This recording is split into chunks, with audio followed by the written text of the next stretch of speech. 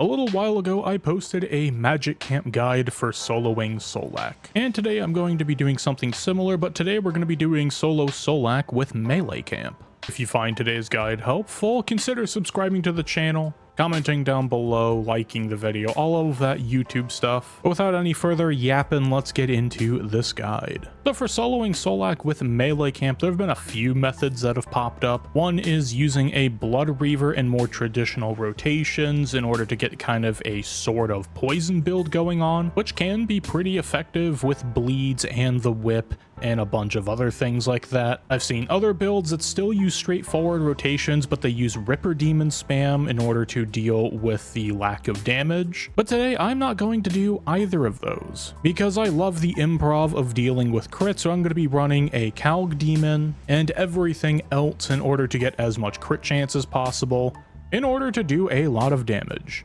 So getting into the gear, I am using just a borderline standard melee setup. I'm using the full 4-piece vestment set, and I have Cinderbanes as solak is poisonable. The perks on the vestment are kind of standard at this point, at least for post-combat update. I have C4, R5, Impatient 4, and Mobile. Barge is not affected by Mobile anymore as far as gaining adrenaline is concerned, so I just tossed it in with Impatient. Now on the robe bottom, I do have Undead Dragon Slayer. Obviously that's not going to work at solak. That is for some other stuff that I'm doing in the background right now. I would just run Enhanced Devoted 4 in that slot, and then just run Biting 4 comboed with whatever secondary perk you want, or just run it by itself. It's not going to make too much of a difference. Grim does not consume any charge in the solak encounter, and I call it best in slot for melee anyways, so it's a double win there. Now in the weapon slot, I have a Dragon Battle Axe in my main hand. That is just for prepping at the Adrenaline Crystal over here. I can get a DBA off real quickly to make the start easier, and I don't really use it anywhere else in the fight, but inventory space isn't too much of a concern, so I just keep it in the preset anyways. Because the damage is worthwhile, as DBA is now multiplicative instead of additive, though the buff is definitely worthwhile to do at wars. In the quiver, I just have it here for Hydrix bolts so I can use my Gricko swap. If you just want to run Hydrix bolts, the Pernix quiver isn't going to make too much of a difference. I run the Reaver's ring for the flat 5% crit chance. The Champion's ring only gives the additional crit buff when you have a bleed active, and as I don't really use the whip here, I don't find it too useful, so just run a Reaver's ring and everything should work out just fine. Like in all my other guides, run the Zuck Cape. It is really powerful. Highly recommend. You don't need the hybrid one if you're style camping. However, if you do get the hybrid one, it makes your presets a lot easier and it saves a little bit of bank space. But the buffed overpower is very strong, highly worthwhile. For the EOFs, I just have a Dragon Claw EOF and I have an Easy K EOF. The D-Claw EOF is for spamming out inside of Zerk rotations, and the Easy K is just to fill in some damage in between your berserks. If there's other EOFs that you want to bring, feel free, but with this method I try to keep things relatively simple and straightforward, where I use berserk into Easy K, and then by the time I'm done with an Easy K rotation, Zerk's off cooldown so you can just rinse repeat. I bring a physical Easy K. It's pretty overkill to have one of these in my opinion, because it is a glorified cleave swap, but if you have one, go ahead and bring it, as cleave is a good ability. I do bring a spear so that way I can buff up all the bleeds for my Easy K as well as the Easy K EOF bleed itself. For those unaware, if you equip a spear and use the Easy K inside of an EOF, the 50% bleed duration extension will apply to the special attack itself, and then all the bleeds that you use to buff up your EOF will also be extended, thus just making you get a lot of bleed damage for free just for using a spear. Lunging 4 is the main perk on the spear. Everything else is kind of standard. I have been bringing a scythe specifically for the legs. There is a spot where you can stand next to the legs and get cleave to hit both. However, I've been finding this to be largely pointless now, as I've mostly been using Meteor Strike, Gricko, and Flurry on the legs, and if you attack one leg then attack the other, it's not too big of a deal, and you'll be standing in between them getting all the AoE damage you need. need. So honestly, you could leave the scythe in the bank. It's not too big of a deal. I do bring a pterosaur maul, and it does have the enchantment. Now, Solak is not weak to T-Maul, but Aerith Door inside Solak's mine is weak to T-Maul, so it makes dealing with him significantly easier, as you're going to get more damage out from your Blood Assault, your Hurricane, maybe an Overpower, when trying to quickly kill Aerith Door. The ECB here is just a Gricko swap. You could bring a Royal Crossbow as long as it is a crossbow that has Coroming on it. I would go with two-hand just to save the inventory space and keybind real estate, but any crossbow that is augmentable and has Coroming 4 on it is all you need. You just need to have a buffed Greater Ricochet, so that way you can really pull all the adren from it, as it is very useful. The last item I bring is a Helm swap, and this just gives you 2% extra adrenaline per basic ability when bleeds are active, and this stacks with every bleed that is on the target. So when you're doing an easy K rotation, you can pop this on, and then you're going to be getting a lot of adrenaline to do more thresholds. And last but certainly not least, the main hand Lang is obviously important to bring. You don't want to be using a DBA the whole kill as your main hand, and most of my weapon perks, if not all of them, are following standard best in slot perks. If you don't know what the best in slot perks is, you can just click this handy dandy button here, type in biz perks, and then in your default browser, this page from the wiki will show up. I've shown this off many times on the channel. However, you just go to advanced, and then it's already on melee. You can look at what the perks here, click on the probability chance for each one you want to go for, and it will take you to the combination of materials that you need to then roll for this, and it'll tell you whether you need an extreme potion, what level is optimal. Very helpful tool overall. The rest of the inventory is rather straightforward. I have some blue blubbers and some super Guthix brews for food. I have an adrenaline renewal to help out with Berserk. The Zamorghial Nexus here is just a easy shield to use. There is no penalty for using the shield as far as DPS is concerned, so it is worthwhile to bring over a shield swap. I won't sit here and rant for 5 minutes about whether or not I think this should be in game for these combat styles. That is definitely a topic for another video. Vitpot helps out a lot on phase 1. When you're berserking, you're taking double damage, and even though you only take one bomb hit during P1 from missing a pad, that hit when zerked inside of vestments can hit you for almost 9k. And so depending on the RNG of the first 2 melee hits that you get before this attack, and if you're trying to juice the relic quote unquote, or you forget the soul split flick, or you're just not paying attention, even on full HP when it gets comboed in with the melee hit just before, it can be quite painful. So I do bring a Vitpot even for solos when using melee camp, and I am zerking phase 1. The 2 rune pouches here just allow me to use Disrupt Shield, and it allows me to use Borrowed Power, which I do have Smoke Cloud stored in, and this will be important later on when going through the phase 1 portion. It also has runes for Vengeance if you remember to press Venge, which it is worthwhile to Venge. I just usually forget to press it, so it is what it is. The last couple items I bring are Vuln Bombs. I bring some Abyssal Armor Spikes, the alloy variant, and I do bring an Overload in case the kill goes south, which sometimes happens. Sometimes the Zerk min hits and you just kind of gotta roll, which can happen. Sometimes Zerk will min hit pretty much everywhere in the kill, and you just gotta go with the flow of it. And I'd much rather bring in Overload so I can stay overloaded for a P4, rather than try to bolster my fragile ego and say that I am going to get perfect kills no matter what, and then try and save the inventory space. I just bring the Overload as an insurance policy. Now in the bank preset, we're going to use quite a bit of it here. We're going to be using the Quarm and the Lantidime Incense. If you want to use the Spirit Weed, feel free, but it is kind of a waste since we will be using the Calg Demon, and this thing only needs to proc once every minute. I do use Powder of Penance. Solak has 100% accuracy on you, and you'll be taking quite a bit of damage and healing it back through Soul Split flicking and reses and using diverts and whatnot, so you'll get more than enough prayer gain throughout the fight when using just Powder of Penance. Other than that, I do sip a Elder Overload at the bank and a Weapon Poison triple plus. Again, Solak is poison susceptible, so sipping a triple plus is definitely worthwhile. I usually don't drink the Summoning Renewal as it's not really necessary, like I stated before with the Spirit Weed Incense. And for relics, I'm just using a bog standard setup. I'm using Death Ward, Sea AoE and Fury of the Small. I really like 9% basics with melee instead of 8. When I'm using magic, I can get away with it a little easier because I have 2%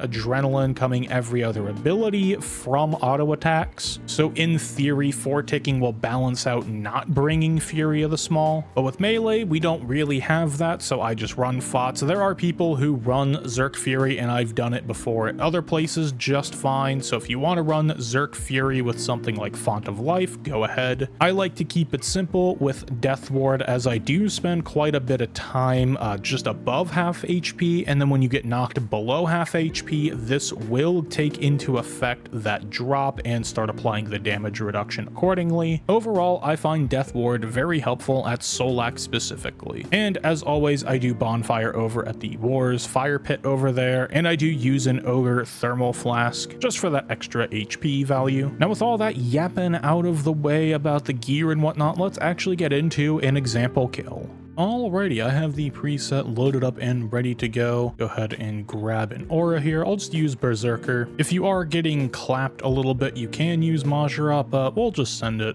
Now, instead of just DBAing and running into the boss portal and going on that way, I do a little bit of a pre-build, and that is to make route skip much simpler. I also will have text on screen showing kind of the flow of the abilities and what I am pressing at what time. And this pre-build does use a stall, and all a stall is kind of saving an ability for later. It's the easiest way to think about it. The things that don't wipe your stalls are the Adrenaline Crystal here, incantations such as Invoke Lord of Bones or Darkness. Either one you can spam infinitely. It will not wipe your stall and it keeps you in combat, as well as Bladed Dive or Dive. And as long as you hold combat, you can then use something like Smoke Cloud, which I have stored in my borrowed power, and bound right here, you can go ahead and use that to then release. What I'll usually do is hit Target Cycle and Smoke Cloud on the same game tick in that order, and then that releases the stall onto a combat dummy that I drop, and you can combo that released stall with another ability because you already incurred the global cooldown. Now at the end of the example, I will explain the pre-build and some of the hidden details that I can't really say quick enough or as I'm doing it, so stay tuned after the example kill is done for some of the extra detail on this pre-build, mostly what I'm doing inside of Solak before P1 starts, but the pre-build will look something like this. So we'll hit our Dragon Battle Axe and equip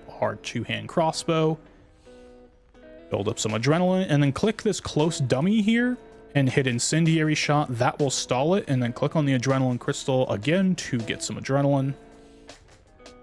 Then go through the portal. I like to click on Invoke Lord of Bones just to extend the combat timer.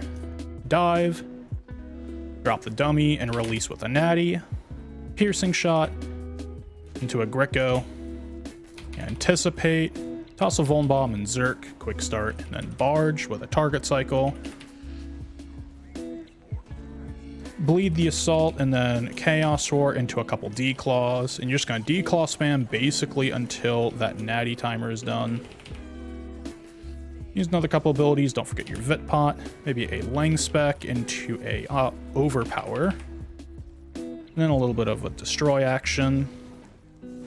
Disrupt this bomb hit, and you're pretty much there as far as damage. You can go ahead and do an easy K to take care of the last little bit if you didn't get an extreme amount of D-Claw spam. Sometimes the Zerk will clear all 500k, sometimes it doesn't. And here, I'm just going to Reza hit and hit Prep and start killing the roots. You can also dive onto the roots. That will work just fine.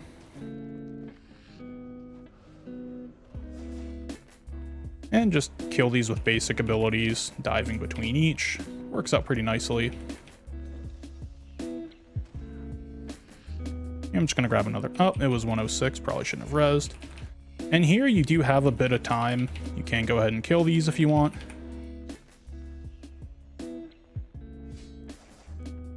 And here what I'm going to do is wait a couple ticks and then barge, bleed assault, and hurricane. And then go to the other one, hit G Fury and Overpower, and just basic up to build adrenaline.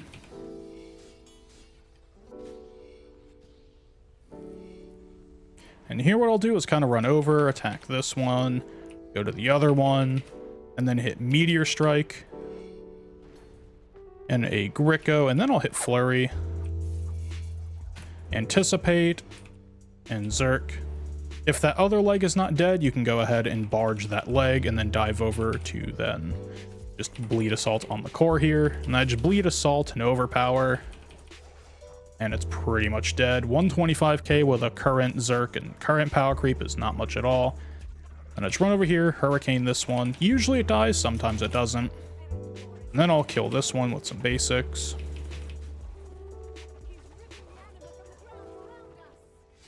And then grab a res from Solak, maybe do a prep.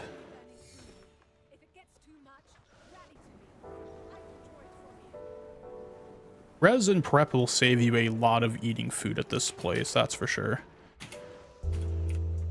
Then here, I'm just going to run over and do a Overpower. And I'll hit Reflect just to save a little bit of damage. Or save a little HP, I should say. Spam click center. If you want to go for a Storm Skip, go right ahead. I think it's pretty painful with melee camp. I don't really bother with it. But I usually Meteor that last one, get a Gricko on Solak.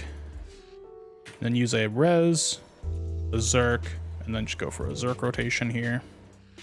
Bleed the Assault, maybe a G Fury into a couple D-Claws.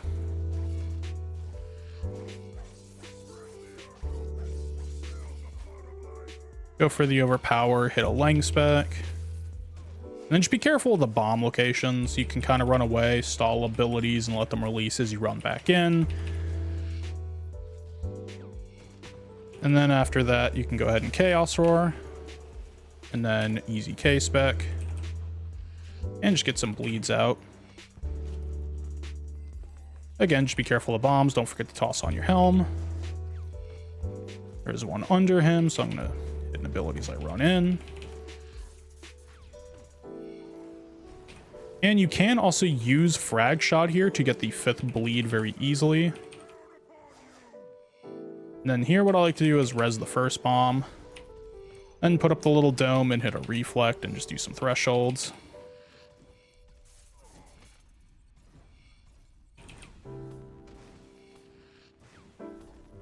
Then go for another couple bleeds. We have Slaughter again. And here we did enough damage to where I don't think we'll need to run up. Yeah, it's going down pretty quick. If you want, you can even hit another Overpower and that'll do a lot of the percent. Yeah, we're just fine here. Toss a, if you want, you can 4-tick in a Smoke Cloud and then equip your Vestments Hood again. I like to run over to this little line so he comes up a little bit. And here I'm just going to res for some HP. Meteor, Gricko, Anticipate, Zerk, and then Barge. Just kind of do some more standard Zerk stuff. Maybe a G Fury. Into the Assault Bleed. Just kind of standard practice stuff like I've been doing before. Go for a Lang Spec. Maybe an Overpower, run away from the bomb, and then you can stall attack. Let the stall and release happen naturally as you run away from the bomb and come back in, so you're not technically losing any damage. Use my Roar here with my Easy K. And here I just used like backhand or forceful backhand for the stun. And toss a couple bleeds on him. And then just dive over. You can be pretty relaxed with the amount of HP you leave him on.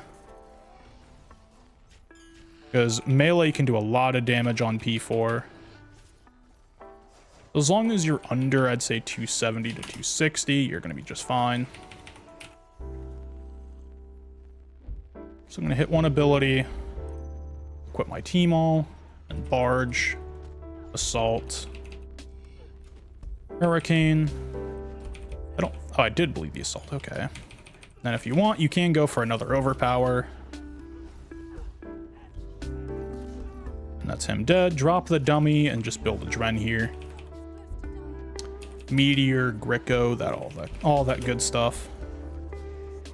And here what I'll do is just build up a little more Dren, toss a Vuln Bomb, Zerk, Barge with the A-Pot, use an ability, kind of run away and let it release. use a declaw, and then roar, declaw, length spec over power, and we should be good to go here. Maybe into a hurricane, but the overpower did it, and that's about average from these types of kills so far. There are people who can go much faster than this, obviously, but this is how I like to do melee camp. I think using declaw with the kind of crit focus is definitely worthwhile, and we'll go ahead and see what we got for loot. Badoodle. That's about average, but you know, we got the Grim page, which is what matters here. Now, there were a couple things I couldn't explain like in the process of doing it, and that is when I'm doing my pre-build, I release with smoke cloud, and in the order of operations as you saw it on screen was you hit target cycle, then smoke cloud, then the ability you want to use, which in this case is natural instinct. And then what I would do after that is I used piercing shot just as a basic to build adrenaline, because you're waiting for that incendiary shot to pop. And then as you noticed, I'm hitting Gricko, and it's all within one game tick. As I hit Gricko, I hit my main hand equip. And so what happens there is your adrenaline won't be capped to 100. You go back to the 120% adrenaline cap that Vestments has. This used to not be an issue so long as you had Vestments on before the combat update. You would always have 120% adren, and this was known as Vestments alting. There's a couple terms for it, but basically you could wear Vestments for a different combat style's ultimate and get the 120% adrenaline from it. Technically, this is still in game. It just has to be zero ticked, and that's why you'll see me instantly equip melee weapons, or at least try to instantly equip melee weapons after I hit Gricko. And I try to put my Gricko switch on a tick or two before I actually press Gricko, so that way I have the time window for me to instantly equip my melee weapons again. Now, there is another pre-build you could do that is more complicated than this one, but it's basically the same premise. But what you're essentially doing is you will Zerk and then barge the dummy, chaos roar and dive over, stall a declaw, and then right click quick start, and then target cycle, release the stalled claw with the assault bleed, and the chaos roar you do on the dummy will then get applied to that declaw, and you'll see like a couple 30Ks and then some other big hits plus the assault bleed, and you can declaw spam after that. It's a pretty efficient method for pre-building, and you can find examples of this in the Carapac hard mode world record, the solo one. RSN I Call Dibs did this build, and I took a lot of inspiration from it. This is a much simpler version of that, but essentially you're just using a stalled incendiary to get the crit buff. And if you want, you can meteor afterwards for even more crit adren, or kind of halfway through, but I largely don't find that useful, at least for solak kills, because I like to save meteor for the arms legs. You could probably squeeze it in, but I don't find it necessary for getting the root skip done. That more complicated pre-build would definitely be better if you're trying to go for a rootling skip where you phase it, I believe, at 21 seconds, but that's another rabbit hole that I could go on for a little while, but that would take way too long as far as this guide needs to go. So I will close out the video here. Thank you very much for watching. Your viewership is greatly appreciated. Have a wonderful morning, evening, afternoon, nighttime, whatever it is, wherever you are, and I will see you next time for the next guide. Peace.